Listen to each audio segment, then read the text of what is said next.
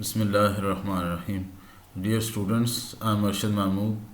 Today I am going to discuss one topic from your O level syllabus of economics. So, in this regard, I am going to discuss different concept in economics. Uh, Chapter population, net migration, infant mortality rate, and dependency ratio. So, चलते हैं video की तरफ हम आगे discuss करते हैं. Okay, what is net migration? Internal meaning the movement of the people with in the country. लोग जो कंट्री के अंदर ही आ जा रहे होते हैं एक एरिया से दूसरे एरिया में. And external meaning the movement of the people between countries. कि एक कंट्री से दूसरे कंट्री में लोग जा रहे हैं और दूसरों कंट्री से पाकिस्तान में कंट्री के अंदर आ रहे हैं, तो उसको हम एक्सटर्नल मूवमेंट कहते हैं. ये तो बेसिक कॉन्सेप्ट है. अब हम नेट माइग्रेशन की तरफ आते हैं. उसके लिए दो कॉन्सेप्ट समझने ज़रूरी हैं. One is immigration, IMMIGRATION. Immigration means that people are coming in to the country. जो बाहर से लोग कंट्री, अगर if we quote an example of Pakistan, we can say that people from other countries are coming to Pakistan. That is known as immigration. And second, immigration, EMIGRATION, immigration means that they are leaving it. People from Pakistan are leaving for other countries like Canada, Australia, UK, USA. दूसरे country में जा रहे हैं. यहाँ से लोग वहाँ की नेशनैलिटी ले रहे हैं, मूव कर रहे हैं जॉब के लिए, कुछ किसी के लिए भी, तो वो they are leaving the country. If there are more people emigrating और leaving a country than there are migrating in to the country. जो कंट्री में लोग आ रहे हैं उनसे ज़्यादा लोग बाहर जा रहे हैं. The size of the population will fall. तो इसको हम कहेंगे कि कंट्री के अंदर लोग जो जा रहे हैं वो ज़्यादा, नेट माइग्रेशन जो है वो ज़्यादा पॉजिटिव में होगी कि माइग्रेट कर रहे हैं लोग यहाँ से. Conversely, if the number of the people migrating into और entering the country is greater than the number leaving the country, यानी कि जो लोग कंट्री के अंदर आ रहे हैं वो ज़्यादा तादाद में हैं, उनकी ज़्यादा तादाद है उनसे जो कंट्री से बाहर जा रहे हैं, the size of the population will rise. तो नेट माइग्रेशन वो पॉजिटिव होगी ना, कि कंट्री में आप लोग ज़्यादा आ रहे हैं और बाहर कम जा रहे हैं, तो नेट माइग्रेशन पॉजिटिव होगी. तो हम कहेंगे कि size of the population increase हो गया. ओके, देयर इज़ एक और चीज़ जो इसको अफेक्ट करती है, वो बर्थ रेट और डेथ रेट का रिलेशनशिप है. वो भी साइज ऑफ पॉपुलेशन को अफेक्ट करता है. The relationship between birth rate and death rate. If a country has the same number of the people entering it as leaving it, and then the following two. If birth rate is above death rate, the population will rise. If birth rate is above death rate, then there is a natural increase in population.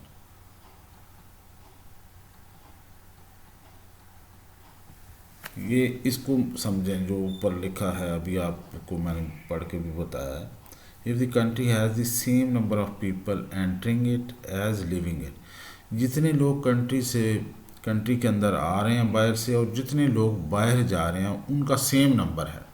Suppose करें 10 लाख लोग country से बाहर जा रहे हैं और 10 लाख बाहर से आ रहे हैं, यानी नेट माइग्रेशन ये जो है वो ज़ीरो हो रही है, इमिग्रेशन जो है. तो then if birth rate is above, ये देखें ना, if birth rate is above death rate, अगर birth rate death rate से ज़्यादा हो, the population will rise. Suppose करें birth rate 4% और death rate जो 3% हो, तो population का साइज बढ़ जाएगा.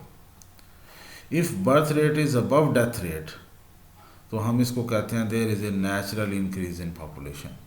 इसको natural increase in population कहा जाएगा. बर्थ रेट 3% है, डेथ रेट बर्थ रेट 4% है, डेथ रेट 3% है, तो there will be increase in the population. Natural increase in population इसको कहेंगे. If birth rate and death rate are the same, birth rate और death rate same हों, there will be no change in the population. Suppose करें birth rate भी 3% है, death rate भी 3% है, जितने लोग पैदा हो रहे हैं, बच्चे पैदा हो रहे हैं जितने परसेंट, उतने परसेंट ही पॉपुलेशन से जा रहे हैं, उनकी डेथ हो रही है, तो size of the population same रहेगा, उसमें कोई चेंज नहीं आएगी। ये आए if the death rate is above birth rate, if death rate is above birth rate, suppose करें डेथ रेट 5% है और बर्थ रेट 3% है, the total size of the population will fall. मरने वाले ज़्यादा हों और पैदा होने वाले बच्चे कम हों और मर जो रहे हैं वो ज़्यादा हैं, डेथ रेट ज़्यादा है, तो हम कहेंगे साइज ऑफ पॉपुलेशन कम हो जाएगा। If death rate is above the birth rate, if death rate is above the death rate, जैसे अभी बताया, तो इसको कहेंगे there is a natural decrease in size of population, natural decrease हो रही है। ओके जी, एक और कॉन्सेप्ट आता है in population chapter, the infant mortality rate. ये बहुत ज़्यादा यूज़ होता है न्यूज़पेपर में और when you are watching TV और कोई भी प्रोग्राम इस तरह के चल रहे होते हैं। इन्फेंट मोर्टेलिटी रेट, इन्फेंट छोटे बच्चे को कहते हैं जो अपने आप को केयर नहीं कर सकता, बेबी, ठीक है, तकरीबन 1-2 साल तक का जो बेबी होता है उसको हम इन्फेंट ही कहेंगे। Infant mortality rate is the number of deaths of infants children under 1 year old is 1 year per 1000 in 1 year। एक साल के दौरान, एक साल के बच्चे, कितने बच्चों की डेथ होती है, नंबर ऑफ चिल्ड्रन पर 1000 live birth in that year. जो ज़िंदा बच्चे पैदा हुए हैं उनकी एक साल के दौरान, एक साल के दौरान, एक साल की एज से पहले पहले कितने बच्चे फौत हुए हैं, इसका मतलब ये बन रहा है। This figure is an important guide to the standard of living in a country. ये इसको हम इन्फेंट मोर्टेलिटी रेट कहते हैं।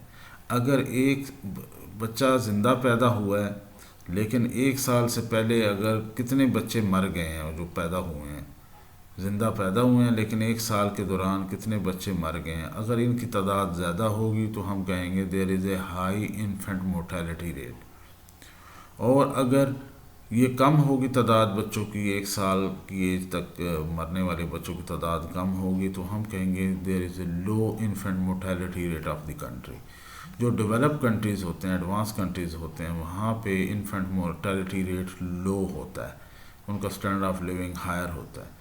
और अगर ये रेट ज़्यादा हो, इन्फेंट मोर्टेलिटी रेट, यानी बच्चे ज़्यादा फौत हो रहे हों एक साल की एज तक के बच्चे जो हैं, तो हम कहेंगे कि infant mortality rate is very high, और यानी कि मेडिकल फैसिलिटीज़ नहीं है, कंट्री जो है वह अंडर डेवलप है या लेस डेवलप कंट्री है। ओके जी, नेक्स्ट जो इसमें कॉन्सेप्ट आता है population, that is dependent age groups. These contain all those who are below the official school living age plus those who have reached retirement age। इसमें dependent age group में दो तरह के लोग शामिल होंगे। एक जो वर्किंग एज, सपोज़ करें अगर पाकिस्तान में वर्किंग एज हम 16 साल कहते हैं, तो 16 ईयर्स से बिलो एज वाले जो बच्चे हैं जिनकी एज 16 साल से कम है वो डिपेंडेंट एज ग्रुप में शामिल होंगे, क्योंकि वो काम नहीं कर सकते, ऑफिशियली डिक्लेयर्ड है कि 16 साल तक के बच्चे जो हैं वो काम नहीं कर सकते ऑफिशियली, वो स्कूल गोइंग एज है उनकी, या ऑफिशियली वो they are not part of the labour force. और वो लोग जिनकी एज 60 साल हो गई, पाकिस्तान में रिटायरमेंट एज 60 ईयर्स है, तो 60 साल से 60 ईयर्स से ज़्यादा जिनकी एज है वो भी डिपेंडेंट होंगे, वो पेंशनर्स हों या गवर्नमेंट पे डिपेंड करें या दूसरे लोगों पे डिपेंड करें, तो वो डिपेंडेंट एज ग्रुप में होंगे। जिन जो रिटायर लोग यानी 60 ईयर्स से ज़्यादा के लोग जितने भी आते हैं उनके वो नंबर को काउंट कर लिया जाता है, और 16 साल से कम उम्र बच्चे जो हैं वो भी, ये दोनों डिपेंडेंट एज ग्रुप में आ जाएंगे। इनके नंबर को काउंट कर लें तो हम इसको डिपेंडेंसी रेशो आसानी से निकाल सकते हैं। ये फार्मूला दिया गया है, ये आप देखें स्क्रीन पे आ रहा है। द डिपेंडेंट रेशो निकालने के लिए formula, number in the dependent age groups, यानी 16 साल से कम उम्र कितने बच्चे प्लस कर लें उसमें जो रिटायर हो गए हैं 60 साल से ज़्यादा के लोग, उनको ऐड करें तो ये आ जाएगा number in dependent age group. और डिवाइड करेंगे number in working age population, यानी 16 साल से 60 साल के दौरान एज के दौरान कितने लोग हैं उसको हम वर्किंग एज ग्रुप कहेंगे। मल्टीप्लाई 100 कर दें इसको, तो ये आ जाएगा number in the dependent age group divide by number in the working population, working age population multiply 100। Working age population में वो लोग होंगे जिनकी उम्र 16 साल और से ज़्यादा, 16 साल और इससे ज़्यादा है और 60 साल से कम है यानी रिटायर नहीं हुए, वो आ जाएंगे इसमें नंबर। तो ये आ जाएगी डिपेंडेंसी रेशो। ये एग्जांपल से भी हम इसको देखते हैं। सपोज करें a country has a total population of 56 million with 35 million in the working age group. Total population है जी 56 मिलियन कंट्री, जिसमें से काम करने वाले अफराद जिनकी एज जो है 16 साल से 60 साल के दरमियान है वो 35 मिलियन है, 3 करोड़ 50 लाख पाकिस्तान में के, और ये 5 करोड़ 60 लाख टोटल पॉपुलेशन है। इसमें से काम करने वाले एज ग्रुप में आ जाते हैं 3 करोड़ 50 लाख, चाहे वो काम कर रहे हो या ना कर रहे हैं, एम्प्लॉयड हो या अनएम्प्लॉयड हो, लेकिन अगर एज ब्रैकेट में आते हैं वो वर्किंग एज में यानी 16 साल से 60 साल के दरमियान हो तो उसको हम वर्किंग एज ग्रुप कहते हैं। तो इसको हम फार्मूले में डिपेंडेंसी रेशो 21 मिलियन, यानी कि डिपेंडेंट एज ग्रुप में फिर ये आ गया ना 56 पॉपुलेशन है तो वर्किंग ये करने वाले हैं, तो इसमें से we will minus 35 million working age group from the total population, तो बाकी डिपेंडेंट एज ग्रुप में आ जाएंगे जो बच्चे हैं ये रिटायर लोग हैं वो आएंगे 21 मिलियन, 2 करोड़ 10 लाख लोग, ठीक है। और डिवाइड करेंगे इसको वर्किंग एज ग्रुप में 35 मिलियन पे, मल्टीप्लाई 100 करेंगे तो ये आ गया 60%। तो इसका मतलब ये है कि 60% पॉपुलेशन जो है वो डिपेंडेंट है। This means that for every 100 people of working age there are 60 people in the dependent age group। 100 में से 60 लोग डिपेंडेंट होंगे, इसका मतलब ये है। ओके जी 60% आ गया इसका अगर हम इसको कैलकुलेट करें, ठीक है। ये टोटल पॉपुलेशन पे नहीं करना, वो डिपेंडेंट किस में है, वर्किंग पॉपुलेशन पे, तो वर्किंग पे डिवाइड करेंगे डिफरेंस लेके। Okay ji, thank you very much boys, अल्लाह हाफिज़, टेक